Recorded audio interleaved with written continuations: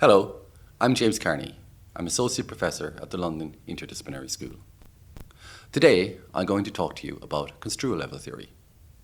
Construal level theory is a branch of cognitive psychology that deals with the relation between abstraction and psychological distance. Psychological distance measures how far away or close we find things to be along 4 dimensions: spatial dimension, a temporal dimension, the probabilistic dimension, and the social dimension. Abstraction measures how concrete we find something to be, or how abstract we find it to be. And abstraction runs along a continuum from the very concrete to the very abstract. We're familiar intuitively with all of these concepts, but Construal level theory innovates by placing them in conversation with each other. And when we look at the results of Construal level theory, we figure out how it is that we can make inferences about psychological distance from abstraction, and vice versa. So what does that mean in practice? People and organizations face the same problem. They orient themselves towards the future. But organizations have a very different temporal horizon than people do.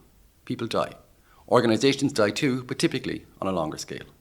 And the issue we have is that because we evolved to have a very specific type of orientation towards the future, what's often known as a hyperbolically discounted orientation, we as human beings do not have a very good native sense of what it means for an organization to have a very different time frame.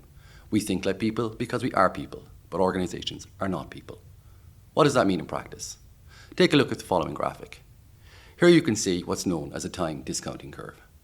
And this time discounting curve measures the rate at which value falls in an object as time passes. And as you can see, if you have £1 in your hand right now, it is worth exactly £1. But the subjective value of that £1 several months in the future will be less. If I promise to give you £1 10 years from now, you will not place much value in that offer of £1. And we can put more or less precise estimate on that using what's known as the hyperbolic discounting curve. And this illustration of the hyperbolic discounting curve shows where the human lifetime sits in that particular temporal horizon. So here's the issue. If we typically discount value within the space of a human life, and we find events to be very far away in the future and value to be far away in the future, to be less valuable towards us, we find it less easy to think like we need to think within an organization. Because an organization needs to think across several human lifetimes, and possibly even across several centuries or generations. Organizations like the Catholic Church, for example, have existed for more than 2,000 years. In that sense, when we come together to build organizations that allow us to do things, we need to find new ways of orienting ourselves towards these distant temporal horizons that otherwise we don't have a very good intuitive representation of. And this is where Construal level theory becomes interesting. Because what Construal level theory predicts is a very simple thing. And Construal level theory suggests that the more abstract we encounter a stimulus to be, the further away we expect it to be along those 4 dimensions of psychological distance, which is space, time, probability, and social distance. Let's take an example of what's meant by abstraction in this case. Take a look at this image. It's an image of an apple, a bright red, delicious apple. This is a very concrete image. When you see this image, and if you like apples, you almost start salivating. It brings you into the present. It collapses your temporal horizons. It does not make you think about next year. It makes you think about eating this delicious apple right now. Let's compare with a different representation. And here we see Apple represented as the Apple logo. And we find a very schematic representation of an apple. It is geometrical. It is curvilinear.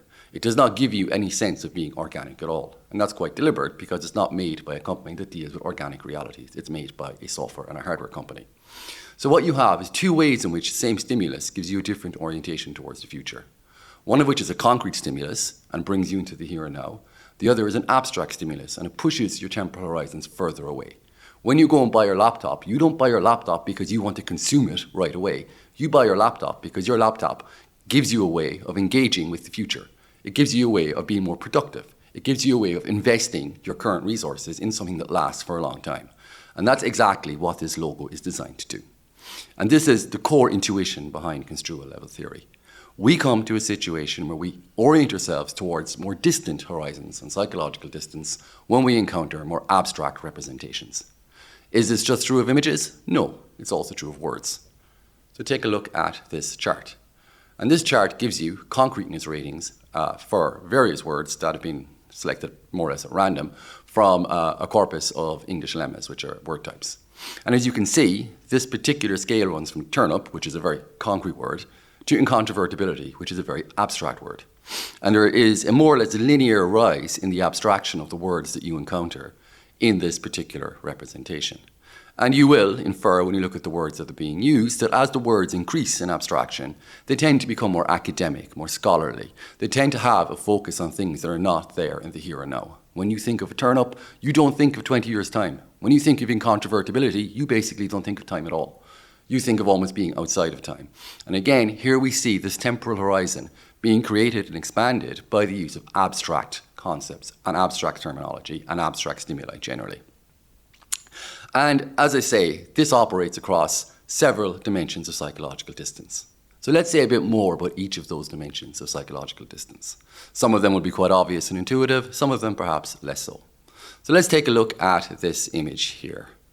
So this is a famous painting from around 1820 by William Constable, and it's called Willie Lott's Cottage.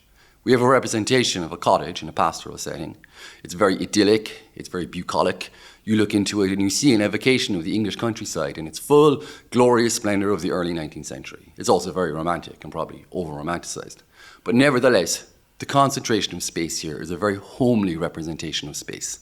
You could see yourself immersed in this landscape. You could see yourself exploring it, travelling it. You could see yourself basically enacting your very human emotions, needs, desires and wants in this very emotively engaged landscape.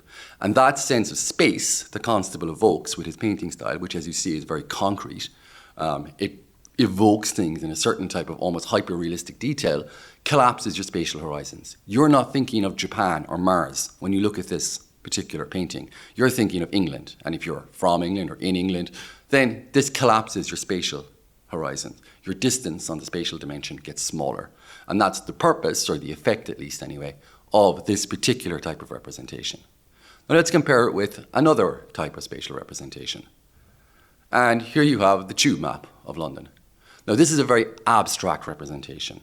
It takes space. It's not necessarily a very big space geographically speaking, but it's certainly a very big space in the conceptual sense. And it maps that space into a very abstract representation. Because of course, when you're catching the tube, you want to maximize efficiency. You want to get between the points that you want to get between with the maximum of efficiency and the minimum of time. So when we see this representation of London space in these abstract terms, it expands our spatial horizons. We stop thinking about going down to the shop for a pint of milk, and we start thinking almost in a geometrical sense about space. How do we take this space of the city? How do we take this space that we exist in, this urban space, and how do we schematize it? How do we make it manipulable? How do we make it into the object of rational thought and administrative thought? And the tube map gives us a perfect way of doing that, because it gives us this abstract representation of space, which causes us to expand the way we think about space out of the affective and the emotional dimensions and into a cognitive dimension instead. And that allows us to get around London that bit easier. So that's what spatial distance looks like, and how it is that abstraction and concreteness tie in with the evocation of spatial distance. Let's move on next to temporal distance. We've already talked a little bit about hyperbolic discounting and how it is that our orientation towards the future is determined by the discounting of value the further away it is. But of course, you can represent time concretely and you can represent it abstractly, no less than you can represent it or evoke it spatially in abstract or concrete terms. So take this image, which is an image called The Birthday Party from William Merritt Chase, an American painter of the early 20th century. And this idea of the birthday party, we see evoked here, a picture of a daughter on her birthday party. It's a very sentimental image, a very emotional image. And we have this notion of time being marked by this evocation of this little girl on her birthday with a smile on her face. And again, it collapses her sense of time. We're not looking into a far future where everybody we know has died. We're looking into the here and now where we have real emotional and deep relations with the people that are in our immediate environment.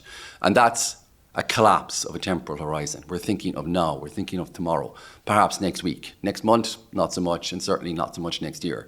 And this evocation of the birthday party, this marker of time, we see here evoked in this way, which collapses our temporal horizons. Now, let's compare that with this other representation of time. And what you see here is a representation of the long-term future and the long-distance past from the data scientists on our world in data. And as you can see, all of human history is collapsed into a geometrical schematism that starts off with a spiral, because the line isn't quite long enough to fit on a chart, which unfolds and gives us all the various kind of technological milestones along the way to the present, and then projects beyond it. This is not done in a concrete way. This is not done in a way that exposes us to the reality of what it will be to be a human being in 10,000 years' time if the species is still here. Instead, it gives us a schematic, geometrical, abstract reflection of what it is to exist both in the far distant past and in the far distant future. And this is how temporal distance can get expanded and contracted by the use of abstraction and concreteness. The birthing image is very concrete, brings us into the present. The representation of the far future and the distant past is very abstract and pushes us out into further extremes. So that brings us on to the next dimension of psychological distance, which is social distance. Social distance measures how familiar or unfamiliar a particular reality, person or agent is to us along the dimension of the social. In that sense, people who are very close to us, people who belong to our family, people who are friends, people who come from the same culture that we do, we find to be very close to us on the dimension of social distance. People from a very different culture, we find to be far away. Should we ever encounter an alien species, they will be further away again. And that's what social distance covers. Now, social distance has become very salient because right now we're entering into a particular point in history where we're encountering artificial minds in the form of artificial intelligence. And it's very interesting, and you can see from the image here, how we span the full spectrum of social distance in our thinking about artificial intelligence. On the one hand, artificial intelligence is a very abstract, mathematical, algorithmic entity, and we tend to think about it and represent it using those kinds of representations that emphasize this aspect of artificial intelligence. But at the same time, when we want to use things like ChatGPT and other tools in our day-to-day lives, we represent them as being human. We think of them as agents, and they kind of seduce us into thinking them of agents. So they try and bring us closer on the dimension of social distance. And using concrete representations, giving them avatars, giving them ways of representing themselves that trigger our evolved propensity to detect human faces and human features and human emotions in agents will collapse social distance. Whereas if we don't do that, if we don't give them human-like representations, we tend to think of them perhaps more accurately in terms that are far away along the social dimension. So this illustration here just gives a slightly tongue-in-cheek and maybe slightly disturbing representation of what that means in practice. So finally, that brings us to our last dimension of psychological distance, which concerns probability. And an event that is close on the probabilistic dimension means an event that is very likely. An event that is far away in this dimension means an event that is very unlikely.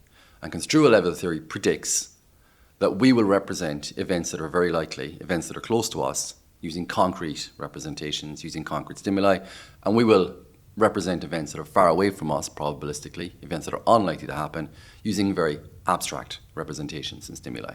Let's take a good example. Pretty much every child at some stage gets chickenpox. And as you can see from this representation, it's a very concrete evocation of what it is for a child to have chickenpox. We see an actual child. She has the various spots and symptoms and so on of chickenpox represented there. And that's because this is a reality that most people will encounter at some point or another. It's not quite certain, but it's close to being certain. Now let's take a very different type of possibility, the possibility of immortality. Is immortality actually possible? Technically, it probably is at some level. Is it likely? Not so much. So when we see representations of immortality, they tend to be very schematized, very abstract. And that's exactly as Construal level theory predicts. The more far away something is, the less likely it is on the dimension of probabilism or probabilistic distance, the more abstract we will represent it as being, because we just simply do not have the capacity to represent it in a concrete way because we just don't have the cognitive resources to think about it. And that in a nutshell is Construal level theory.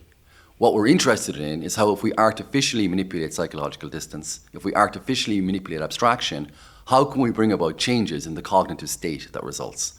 Can we push people further away along the dimensions of psychological distance? Can we bring them back? Can we make people think in abstract ways by pushing psychological distance further? Can we make them think in more concrete ways?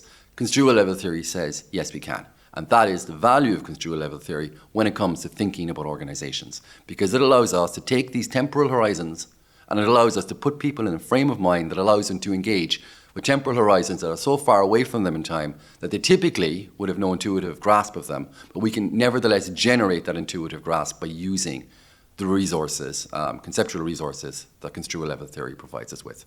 Thank you.